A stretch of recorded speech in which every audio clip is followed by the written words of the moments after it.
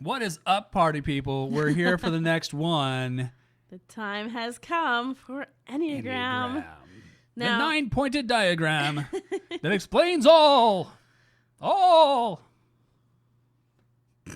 right, so I want to have that ancient wisdom kind of feel, kind of that epicness, because it is, and it's supposed to be ancient, right? You have the vibe of someone who wants to have ancient wisdom. Yeah, that's me. It's definitely working. That's me. Okay, Enneagram is kind of an ancient tool. People disagree about where it came from. Aliens. It might be aliens. It No, is a aliens. symbol. So the symbol predates some of what our modern teaching around Enneagram is. But Enneagram, some people call them map to the soul. It puts people into 9 different types, and the types help identify what that person's basic desire and basic fear, ways that they react to stress, ways that they contribute to the world. And the thing about Enneagram is that it goes really deep, really fast into really fast into oh my your gosh, crap. dude. You know, every person that you're working with has some crap, right? And No, so we're all perfect.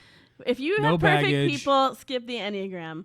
And we're going to talk in our next video about how to choose a tool. But I will say, as we talk a little bit about Enneagram here, you need a lot of trust on your team to use Enneagram. So this is really good for a team that has been together for a while and has built trust. If you have a team where there's no trust, Enneagram can be a really disruptive tool. Disruptive.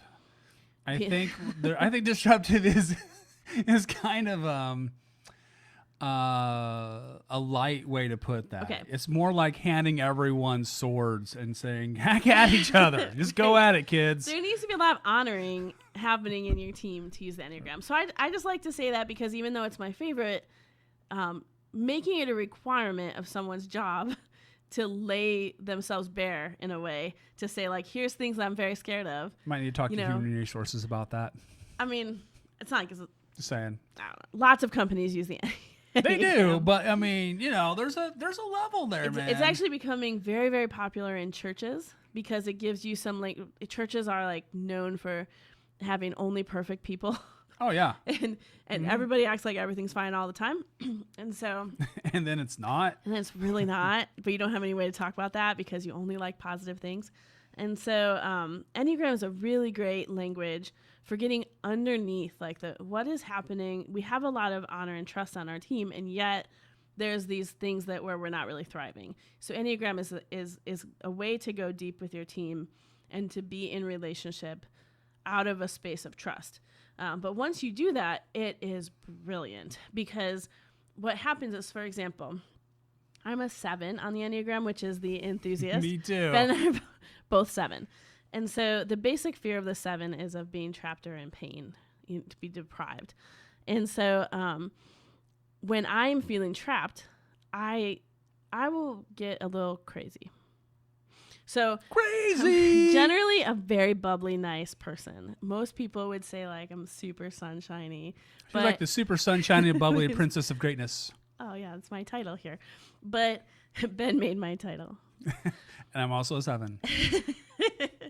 But every once in a while, it's like from 0 to 10, like I go from bubbly to like, why did you do that? Like, I don't know. I can't even do it. From like bubbly princess to trapped right now. Terminator So in like 3.2 seconds. It's amazing. And not like the happy, fun Arnold Schwarzenegger Terminator either. We're talking Is he happy, like fun? I don't know. Well, I don't know. I mean, like later on, he's he's a little happier. But we're talking like the one that's like metal and like I'm very unfamiliar with the Terminator thing. Yeah, I haven't seen it since like 5th it's grade. the one where he's like molten liquid. He's in politics now. All right. Okay, so anyway, here's here's this magic thing that happened is as I started studying Enneagram, I started realizing how much these little crazy moments of anger for me came out of feeling trapped. And so Ben knows that about me. My friends know that about me because we all are nerdy and do the Enneagram. And so I can say to the people that I know very well, I'm feeling really trapped because of this.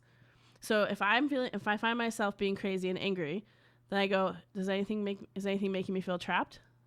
Oh, it's this. And I can say that.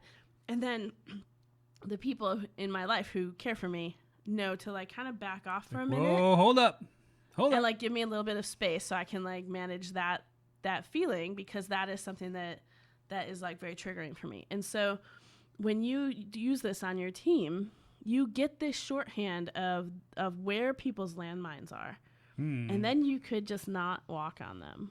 Hey, you can do not that. So all right. It not that. It can be really excellent. It's a really deep well. You start with the Enneagram and you're like, this is kind of simple. And then you fall off a cliff into like, whoa, there's a million things about this. It's a deep dive, but it's fun. Super fun, kind of. Very, very interesting, very fascinating. Totally worth the dive. But that is a tool that you could use if it's right for your team. Yeah. So in the next video, we're going to be talking about choosing a tool for your team, because every one of these language of value elements, these toolkits we're talking about, they have different strengths and different weaknesses. You can't really do one and just expect it to fill in, all of the, fix all the problems and fill in all the blanks. So you want to start with one and then maybe kind of go from there. We'll talk about that coming up next.